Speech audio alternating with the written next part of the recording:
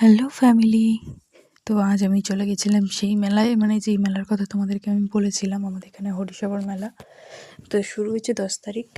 আমি গেছি আজকে 12 তারিখে, কদিন যাইনি।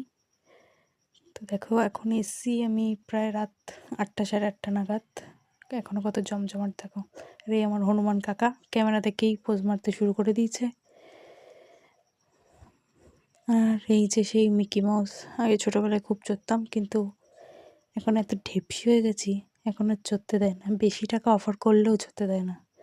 আর কি, মনের দুঃখে এইসব দেখতে দেখতেই যাই, কিনে দেওয়ার কেউ নেই। আর এখানে এই দোকানটায় দেখো এত সুন্দর সুন্দর সফট টয়েস না, কিন্তু কিনে দেওয়ার তো কেউ নেই, দেখেও লাভ নেই। তাই চলো সামনের দিকে এগোনো যাক, ভগবানকে দেখার পথে এগোনো যাক।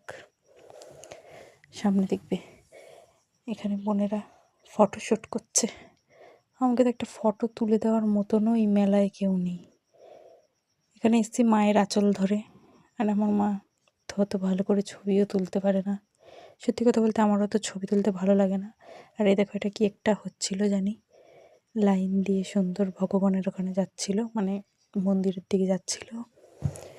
তো কী হয় জানি না, কিন্তু এটা হয়, প্রত্যেক দিনই হয়, মানে যখন মেলা চলে আর কি, প্রত্যেক দিনই হয়। কিন্তু কী হয় আমি আজ পর্যন্ত জানি না, বুঝিনি।